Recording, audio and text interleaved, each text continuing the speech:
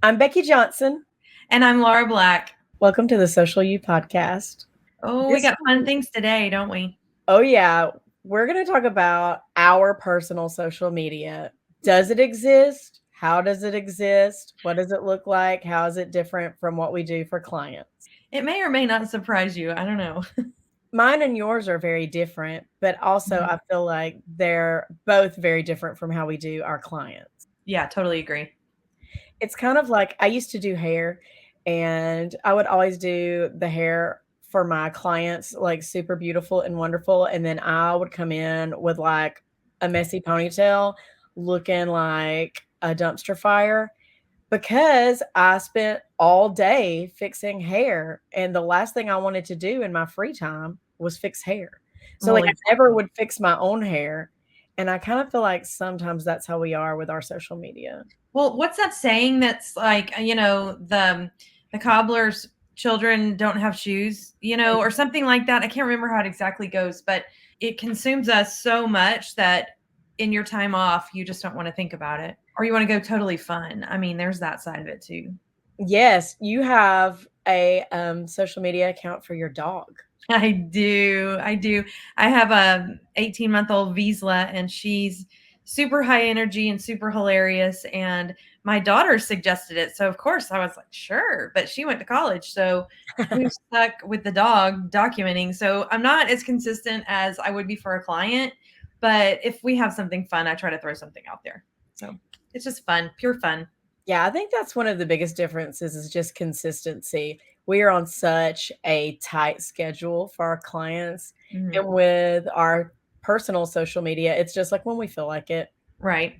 You probably feel this way too. Like we're in such a vein of wanting to do things a certain way. I see real life as an opportunity to make a reel or or Yes. that would oh no, if we do it this way, it'll look better if we post it. And it really changes the lens you look through things with, at least for me.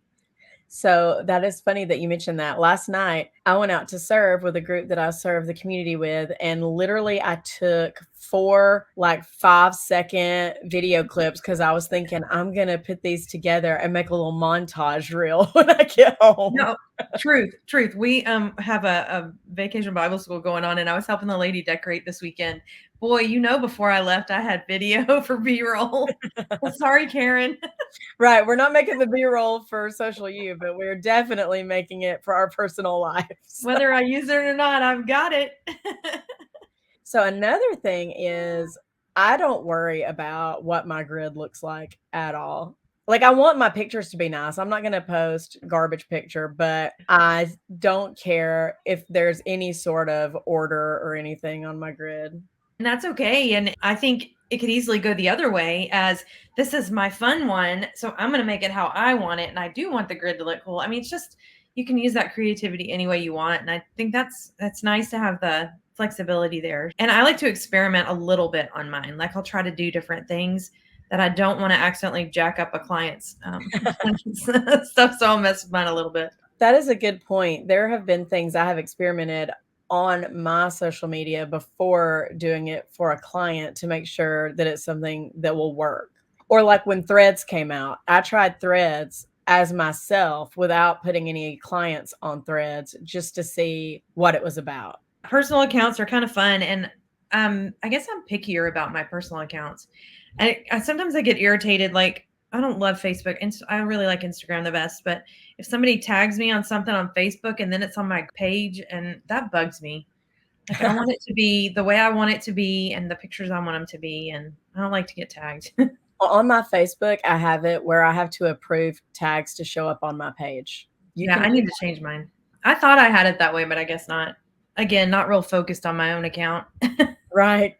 Another thing that I do on mine is I kind of use it literally as photo backup if Mhm, anything were to happen to I always think worst case scenario. If something were to happen to my computer, to my phone, and mhm. Google Drive dies, it's like all my pictures are on Facebook.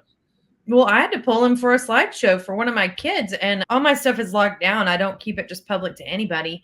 But I was really glad that I could pull a few things from Facebook because we had a hard drive that was not being accessible at the moment. So it was kind of handy to have that backup.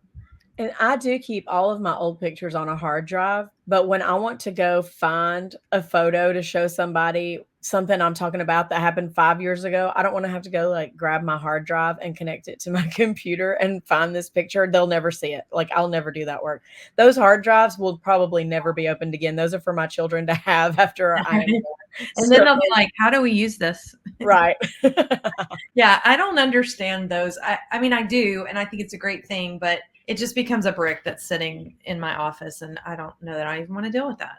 One of You know? my favorite platforms is YouTube. My YouTube account is very small. It's bigger than, like, a new account. I have, like, a little over 1,400 followers, But that's really and small. No, that's huge. it's small for, like, a YouTuber, but I have like, a ton of videos on there, but I literally, at this point, post a video, like, every 4 or 5 months. And it's one of those things where, like, if I were to do it every week, I feel like I could really grow my YouTube, Yeah. but, like, who has time for that? Like, it's not my job, it's not the thing that I'm pouring all my energy into.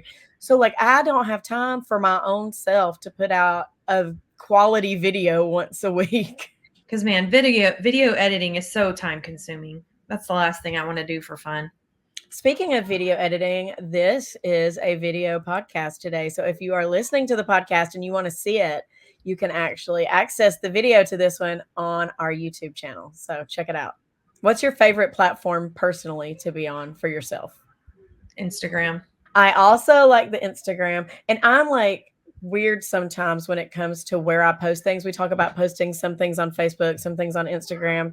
If I have a video, I will post that thing everywhere. I'll put it on Instagram, Facebook, TikTok, all the things. But if I have like a picture and it's a picture of me and someone else, I like to put it on the platform that they are on, if they are only on one of those platforms, Mhm. so that they can see it and I can tag them in it. So I have some friends that are only on Instagram. Some of my younger friends, especially, are only on Instagram. They're not on Facebook. So I'll put that picture on Instagram and tag them. And then I have others that are only on Facebook. They are like, I started out with Facebook. I want one platform. This is where I'm doing everything. And if I have a picture with them or something that they were a part of, I'll post it on Facebook so that they are able to see it. If it's something where the person is on both, I'll put it in a story because I push my stories from Mhm. Instagram to Facebook. And I'm like, now everyone can see themselves. Fun times. Hey, do you do shorts on YouTube? I do. I'm very inconsistent, but I do have some on there. Becky from Bama, go check it out. Shameless plug. Shameless plug. It's actually Becky posts great stuff. So I mean, it really is entertaining. It's worth a watch. Another thing that's different though about my YouTube than it would be for a client is they always have their niche or however you want to say it. And mine is just like random assorted craziness. It's like, here's a video of a trip we took to the Smoky Mountains, and here's a video of the Blue Angels when they came to wherever. And here's a video of a new makeup palette I got and what it looks like. And here's a city park in Columbus, Ohio. They're just so random. But it's life. Life is random. You know, I mean, yeah, you don't not niche down, but still, life is random, and it's kind of a peek into your life, unscripted. And I think there's some beauty to that, and I think that's interesting to people. Well, recently I had posted one about a surgical procedure I'd had, and I posted it because I'm like an information junkie, especially medically. So if I have to have something done, I am going to look at everything I can find on it. Before I had my kids, I was watching that baby story show that it was on like TLC Oh, or something. yeah. I was watching that baby story show like religiously because I wanted to be fully prepared. So this procedure I was going to have, there was not a lot about it online. So I made a video, and my video was pretty much like the day before, the day of, and like a day or two after. And I said, I'll post later, like a few months from now, and let you know how it ended up.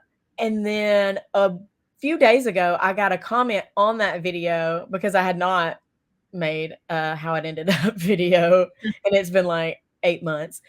And they were like, hey, I'm about to have this done and I can't really find a lot about it. Tell me, did it work for you? How are you doing now? Like, what's up? And so I made a follow-up video that I had already said that I would make.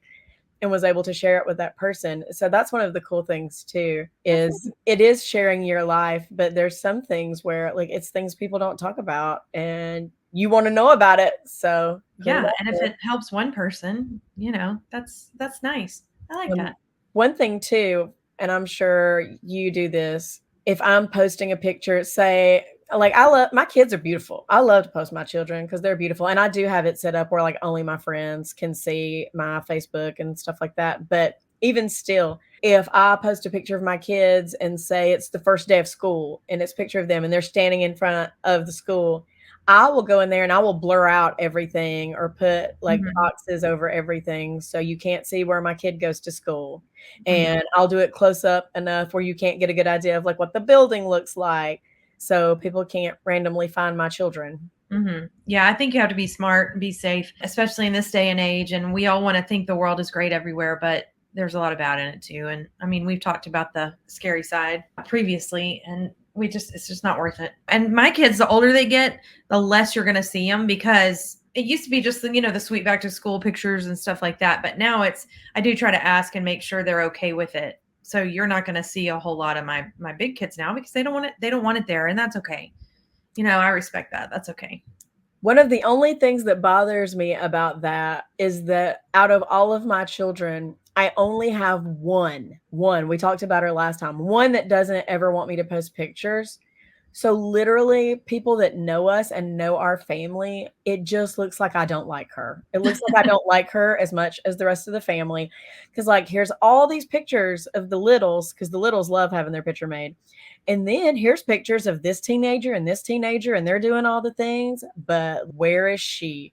And it is completely her choice that she does not want to be posted. But to outsiders who see me posting my life, it looks like I just don't ever take pictures of that kid because I don't care as much about her. But I'll say in all fairness, you don't talk to you for 5 minutes and every single one of them matters so much to you, and that's not the case. I So mean, if they're close enough to you to be on your friends list, they're not gonna think that. They're gonna go, "Oh yeah, she didn't want to be seen."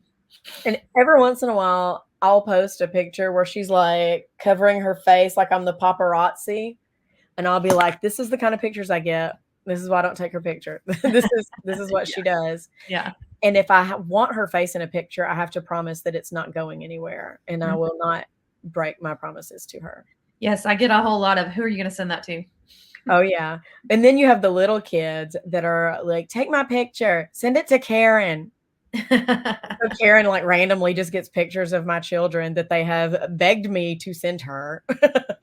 Oh, that's sweet though. That's so sweet. Are you on TikTok? Like, I know that you see TikTok, but have you posted any TikToks? Me, I was on it for a hot second and then I decided to get off. And no, which is funny because of what we do, but no, I've posted a few. I had a really fun one of when I flew home from the Momentum conference, not this past time, but probably 2022. And it was the sunrise was amazing because you and I left the airport at dark 30. Poor Caryn had to drive us to the airport at like, I don't know, I felt like it was 3 in the morning. It was probably 4 in the morning. And the sunrise was just amazing. And I did that one. But other than that, I didn't do much. I helped a baseball team, a local baseball team here just because my kid was playing for the team. And I did a few with them too, just trying to help build their presence, but not much.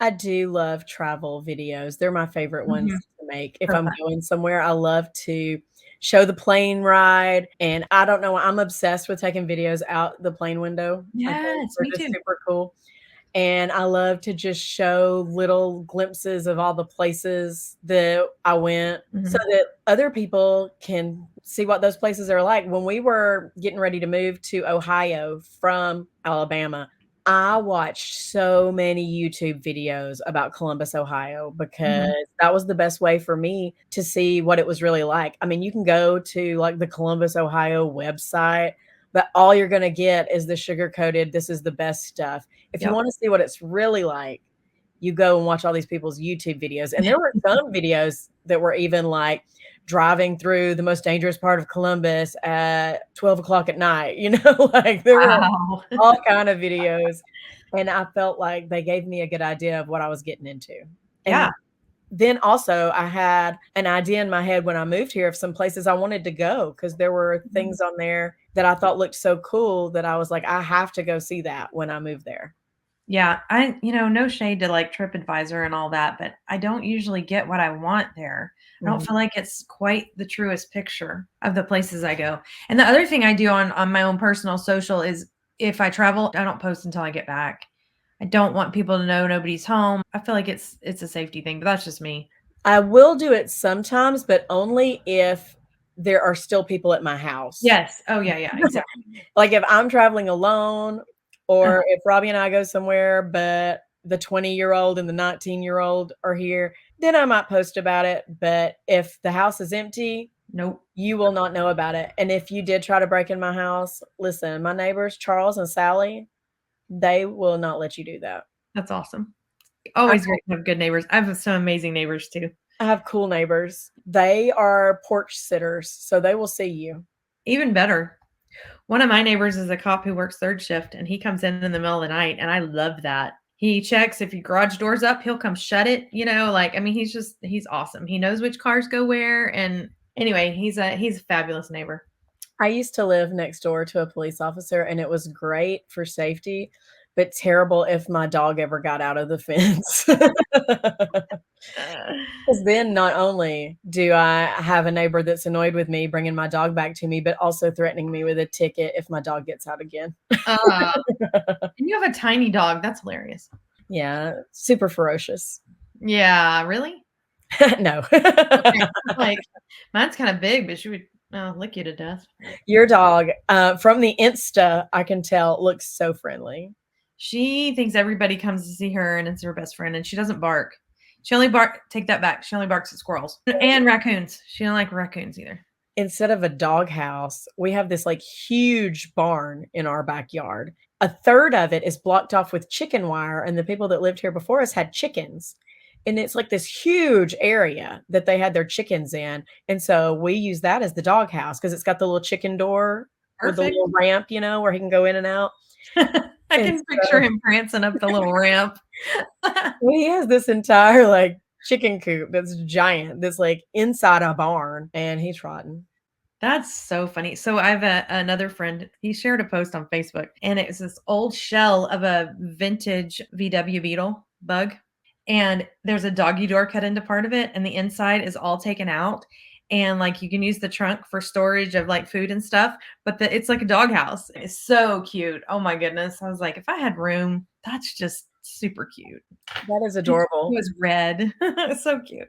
So on social media, speaking of Pinterest, I have seen so many where they take the old TV cabinets from the old big TVs we used to watch Mhm. and turn them into like little cat homes. Yeah, yeah. And I would love that. With my luck, I would like spend all this money. I would go to the thrift store. I would buy an old TV. I would take the TV out. I would refinish the cabinet. I would put the little Mhm. pillow in there.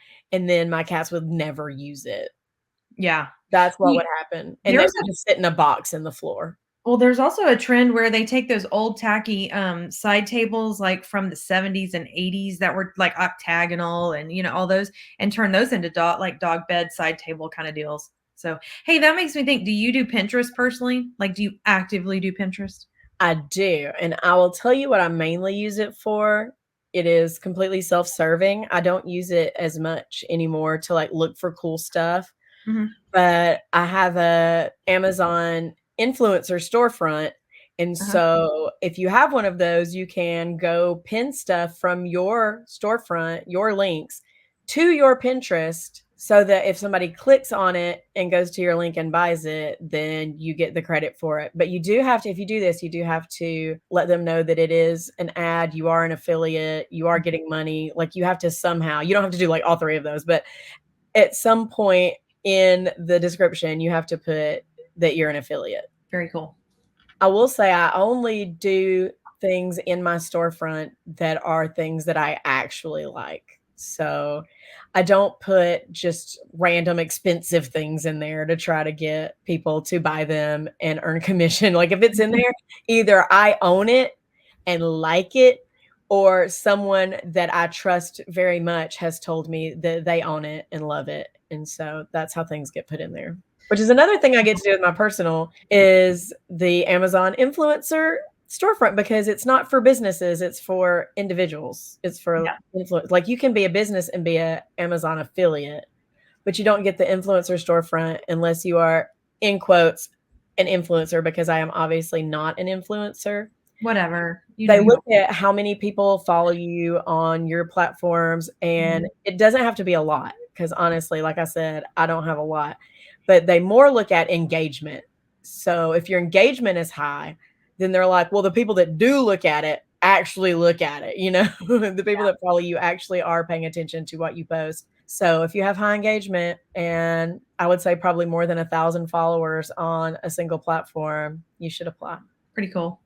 I will say though, in the last 4 months, I have made like $9. So it's not like I'm getting rich off of it. It's not like my side job. But you know what? I made $9. One day it might be your side hustle. I made $9 that I otherwise would not have. I feel like it's one of those things you probably get out of it what you put into it, and I put very little work into it, and so I'm making like $2.50 a month. $2.50, not $250. I mean, at least you're not in the red. That's true, because for each item you get like 1 to 3%. So I'm making like 10 cents here, 20 cents there. But really, $9 isn't too bad. I mean, if you're not even putting any work into it, it has to be $10 before you get a payout. So I'm inching up. Like, come on, June, it's payout month. It's almost here, and you can get paid out in like a direct deposit or on a card or something, or you can just get Amazon credit. And that's what I chose. I mean, why not? I mean, it's not like you're not going to use it. I buy so much stuff on Amazon, which is one of the reasons I was like, I need a storefront. I'm like, obviously addicted to Amazon, and I buy so much stuff. I should at least maybe earn a little bit of money back. So I'm just like, put it on my Amazon account. And the next time I go to buy something after I get to that $10 mark, I'll save $10. So, oh, hey, you influenced me to buy a phone holder that clamps on the desk. I mean, hey. Which I'm using right now. And I'm using it to hold my mic, not my phone. It's multi-purpose. That is like, let's see, I really love it. I use it all the time. And that's why I put it in there. Yeah. If you're watching the video, you can see it. You're the most real person I know, and I appreciate that. Thank you. I appreciate you saying that, because that's my goal. Sometimes it gets you in trouble when you act the same everywhere, but people expect you to act different at certain places. Like better. Authenticity, baby. And you're like, no, this is me. You invited me. This is what you get. Which is one of the things I like, because you're not fake. So it's like you knew before you invited me how I am. You knew I would probably wear Crocs. That's true. Becky keeps it real. I will say I did go to a wedding recently, and I did not wear Crocs. I mean, you could have just bedazzled some and been like fitting right in. I didn't wear Crocs, but I did wear very Becky shoes. They were bright red with big flowers embroidered on them, and I got them in Chinatown in LA, and they are very Chinatown. Like you look at them and you think Chinatown, but they went with the dress, so it was okay. So when I was younger, I don't know where we even got these. My mom got them somewhere, and they were the little flat, cheap shoes that were the black, that only like Mary Jane's. They had real thin rubber soles, and they had embroidery all over the toe. Loved those. Like, if I could get some, I would totally wear them now. This is a video podcast, so I'm actually going to show you my shoe. You're going to pick your foot up above your head? No, I'm not putting it on. I'm just going to show you the shoe. Oh, I was like, but I can. So. You yoga instructor, you. Oh, so cute. Yes, those are not them, but so cute. I love those. And the little buckle is like just ribbon, and it hooks on that little thing. Mine were very similar, but I love those. Next time you go to Chinatown, I'll give you my size. And they were $18. Yeah. And I have tiny feet. It's so hard for me to find shoes. And when I saw those and they fit, and did I post an Instagram story about them? Yes, I did. Now, should we ask Caryn about her personal social media? If it exists, does it exist? Is there a real Caryn Taradas? Is she just a made-up persona for social you? Yeah, let's see. Well, the answer, obviously, to all of that is yes. I'm the same person no matter where I am. I believe in transparency. However, I do get snarkier on my personal than I would on my business, just because that's who I am. I mean, that's who I am in real life. I'm super snarky, but just my personal Instagram, I haven't posted anything for over a year. So the people that are hearing you say you get snarkier on your personal, but they follow you on TikTok are like, what kind of monster is she on her personal accounts? Yeah, it You're does pretty get snarky on there. That's so funny because I think you're not on Facebook. I know you're not on Instagram much, but barely on Facebook. So we know where you spend all your time. TikTok, baby. We see you change your cover photo on Facebook, and that's about it. Yeah, I will update my cover photo monthly just because I do like that. But Facebook is just not my thing. Now, I do get on it probably more than any other platform because it's just the easiest way to keep up with other people in my life, parents, aunts, sisters, uncles, nephews. They post their comings and goings a lot of times on Facebook. And I do troll on Instagram some, but my favorite platform by far is TikTok. I spend most of my time on TikTok. I haven't posted anything personally. Oh gosh, on Instagram, it has been a year. On Facebook, it's probably, I normally post a ton of stuff during Christmas and Halloween. I'll post jokes and stuff. And even the jokes are snarky, but I don't post like regular content. And I never, I'm going to out myself. I never ever take pictures. Like I'm Gen X. True. I have a couple of friends and they didn't take pictures of me. I would have no documentation of my life ever. But, Gen X, I have more pictures of my son than my parents actually looked at me in real life. Dang. It's a very different mentality. Well, also when we were young, it was you burning film. This is not this digital business, Yeah. Like it costs was money to get those pictures. Yeah, you got to buy the film, then you got to pay to get them developed. Yeah. And it's very differently. Oh yeah, very different mentality. I just don't have a ton of pictures. And you'd think that I would compensate for that in my old age. No, Nope. I just don't. Something you said too that makes me think about something that is the difficult road to traverse with your personal social media is the cover photos. And like even my desktop photo on my computer and my wallpaper on my phone, it's usually my kids. And then if I ever change it out for something, my kids are like, why did you take us off of there? Uh-huh.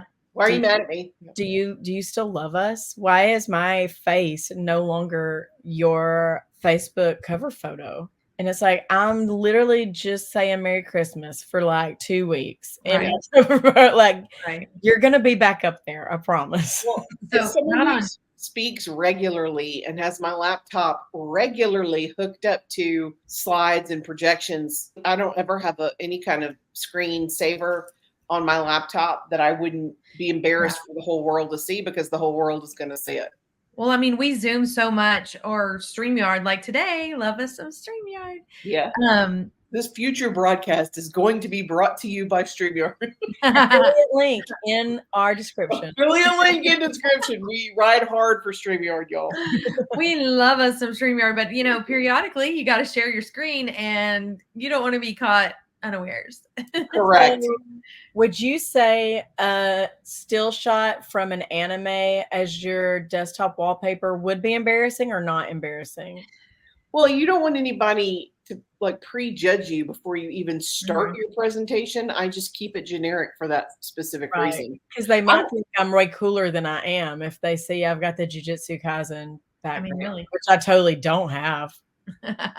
The one kid that doesn't want to be photographed, I'm always very careful with any image of my offspring. And for many years, I didn't tell people what kind of offspring I had. I never mentioned names anywhere. It's always, I've just always called him mini me. And then he got taller than me. So now I've been calling him medium me. He should be maxi me or junior. He's taller than you. He's no longer medium. He is no longer medium. He's a sadly full-grown adult now. So, but yeah, I don't post images of him without his permission. Have you seen the case where people, these kids that were growing up as part of family life vlogs are now suing to have their images removed? Yeah, good for them. Yeah, it makes you wonder what happened. They were kind of an experimental generation. I mean, in that aspect, Nobody wants a camera shoved in their face when they're having their worst moment ever, or they just got punished or grounded. That is ridiculous. All these people watch John and Kate +8 and we're like, I could do that. I could do that with my 3. I can't do my kids for money. I literally just said mini me and it appeared. Maxie, would you like to be on screen? You want to have your face on screen? Not even a little. Would you like to tell the joke of the day? You want to tell the joke of the day? What's the joke of the day? What joke do you have? So these 2 guys walk into a bar. No, don't do anything that's going to get me sued, Okay, please. so these 2 guys walk into a bar. One of them goes, ow. That is terrible. We asked for a joke. I mean, hey. Wow. Go on, quick. What was the one? A priest, a preacher, and a rabbit walk into the bar. A rabbit? A rabbit says, I think I'm a typo. Are we ready for this week in social media? Yes. Yes, please.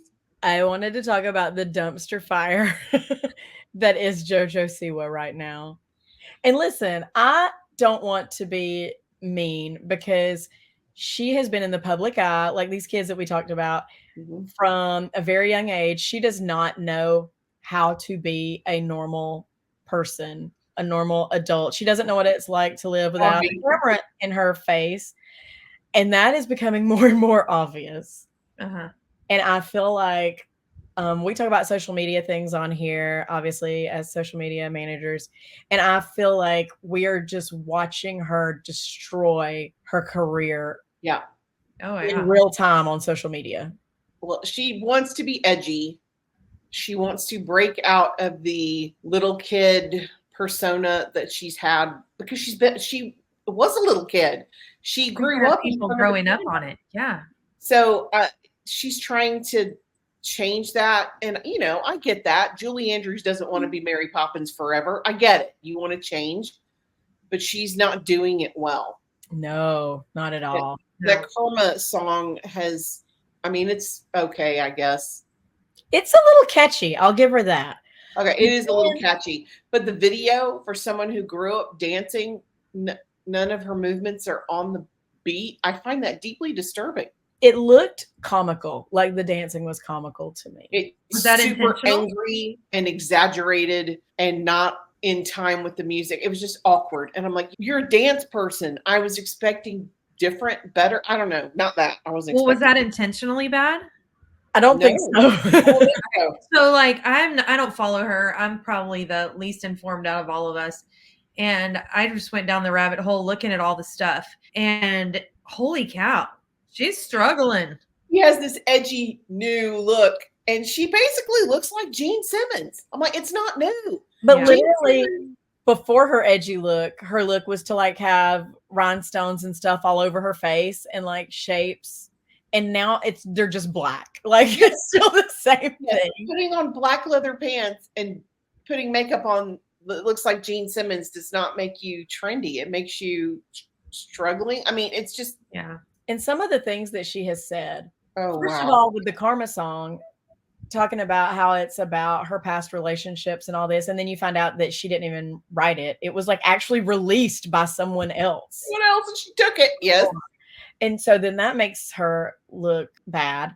Then saying, if you watch the video, you can see the interviewer's eyes just glazing over, saying that nobody in her generation has ever made as big of a transformation as her. Wow. Well, she has people talking if that was her goal. I mean, so does Northwest, Laura, but it ain't good. I know. Well, and if she wanted to change her look and her brand, I mean, I get that. She don't want to be a baby anymore. But it's what we always quote, branding is what people say about you when you're not in the room. And they're talking, but here we are. And the lack of self-awareness is very, very high. The whole nobody's ever made a transformation like this. And then she also made the claim that she was the first ever musician influencer.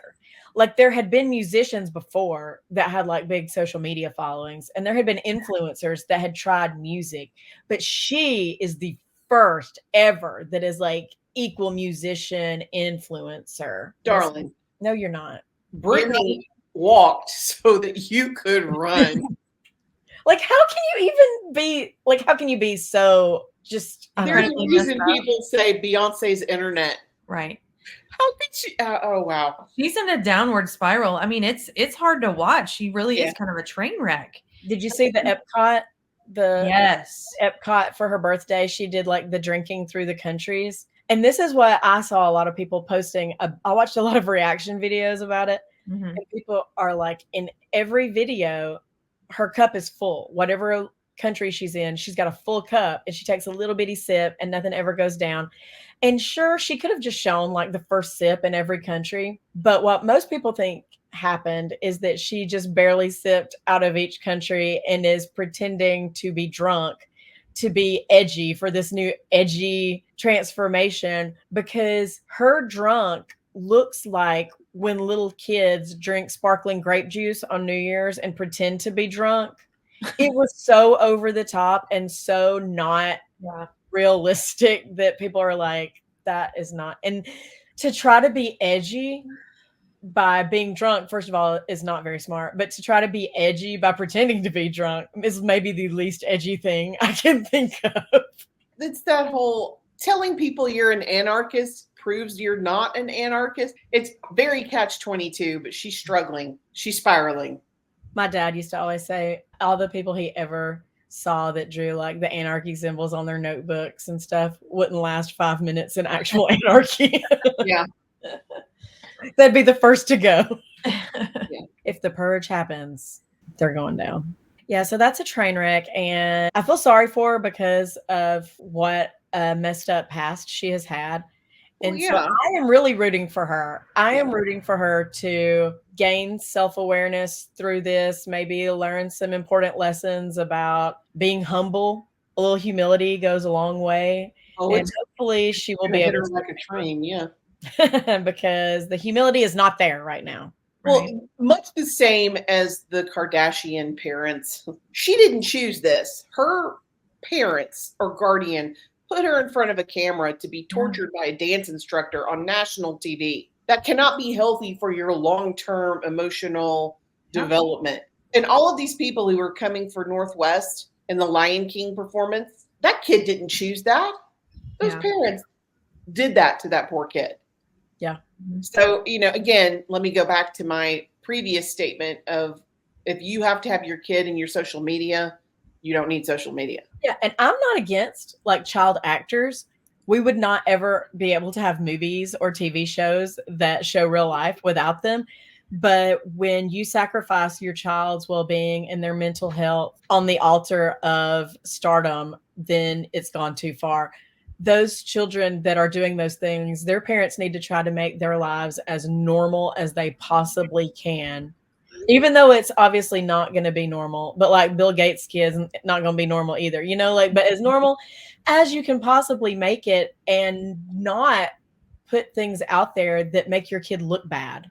Yeah. Right. Well, and there's a long history of child entertainers that have just had the worst experiences. It starts with Shirley Temple, Judy Garland, all these child entertainers that just went through it. Of course, I'm sure there's industry issues, but come on, parents, you're supposed to be your child's protector. Yeah, right. Your first bully. Yeah. If your child loves it and they're having a good time and they are making money, hey, that's great. When you love it and your child hates it and they're crying every day because you're putting them through this, then you need to rethink what's your priority. Yeah, the only positive example I can think of would be, I think, Selena Gomez. She really, really wanted to do it, and her mom gave everything up and moved her across the country so she could pursue that dream. And I could be wrong. I mean, I didn't do a deep dive on this before we started, but I think she had a positive experience, and she seems relatively normal now. I feel like a lot of the ones that have had the bad experiences have had parents who were just really greedy. Like you see so many child stars who have to sue their parents for the money that they made because their parents are living the way they want to, and they are getting a small allowance even in adulthood. Yeah. Mama June. So many of them now, we see some of them combusting like this. We watched Miley Cyrus, we watched Britney Spears, you watching this chick. Like, I mean, it just, what about all the ones whose parents were just vlogging about them? You know, they're having issues too. And I think this is a bigger scale. This is a pretty big scale problem. Yeah, I totally agree. Mm-hmm. And Jojo Siwa has said repeatedly that Miley Cyrus is her biggest influence, at least one of her biggest influences, that she wanted her transformation to be like Miley's transformation from Disney star to adult. And I wasn't a big fan of the Miley transformation, but I do feel like she did it a lot better than JoJo did because she didn't tell everybody, look, I'm having a transformation, which I think is one of the biggest things that's killing the entire thing, is that she keeps talking about it and keep like, it's not like she's just like doing things as an adult now. It's like, look at me, I'm so grown, I'm an adult, I'm not a kid anymore, look at me, I'm transforming so big, I'm rebelling. I am a rebel. If you are really doing those things, people will see it. You don't have to advertise it. And Miley just all of a sudden started doing things and we were all like, oh my goodness, what happened? Then she was like, I'm grown now. And it didn't really affect her career as poorly as I feel like it's going to be for JoJo. Well, and they're trying to do some like forced authenticity, you know, and be yourself. That's an oxymoron. The book, like Jenny McCurdy, who wrote the book, I'm Glad My Mom's Dead, that is all about being a stage parent and putting your kid through the ringer to make money for the family. Yeah. Yeah. Yeah, kids, get it together. Mommy needs money. Yeah, 8-year-old. Get out there and tap dance. Yeah. So Sippin social media tea this week. This is one that I feel like we have all felt like this. Uh-oh. It says, sometimes I have a strong urge to tweet this from my organization's account. Oh, I know what this is. Senior management does not run and probably doesn't even look at this feed. Please be nicer to this team of one. Hey, Mom. Hey, Mom. Hey, Mom. For those of you who are not observing this and only listening to the podcast, Becky has now muted herself so she can yell at her 200 children. It's true. Hey, part of the authenticity. This is what it's like to work from home. I am podcasting in my bedroom right now. My house has 3 stories and I'm on the middle one and my children should be on the bottom one. But they are not. But they are all right outside my door. They keep poking their head and giving me thumbs up. And I'm just like, poking your fingers under the door. That is, wow, that is something. It's like having a toddler or a dog. You can't go to the bathroom in peace. They're going to come with you. What are you doing? Yeah. My cat can even open the door. So that's fun. And you're like, who's coming in here? Oh, it's Ralphie. He's fine. Hey, Ralphie. He's trying to get some peace and quiet too. The Sippin social tea and the social media hotline kind of go together. Okay, let's have it. Because it's all about being that audience of one, if you will, to all the things that come in through the DMs and the comments. You know, we're the ones that are dealing with those things, generally not the people that we're doing it for. So check this out. He is queuing up right now. Social media hotline. Feet pics. I thought I told you not to call me here. That's awesome. So if you are sending those feet pics and you think you're giving them to like someone that runs a company, most likely they're going to their young social media manager that does not want to see that. To be clear, any weird, naked, offensive, horrifying direct messages that you are sending to a brand, someone is getting it and showing it to all of their friends. And they're laughing. They're not being like, oh, wow. They're laughing. Yes. If you're into that, maybe I guess that's what you should do. But if not, try something else. Yeah. Right. So next week, we're going to be talking about, this kind of goes along with that as well, the cringiest things on social media. And we've seen some cringe. I've made some cringe, okay? Right. I'll be honest, I've made some cringe, but we are going to talk about some of the cringiest stuff that we've seen. So be here, be there, be square. Yeah, see you then. Hey, that was cringy.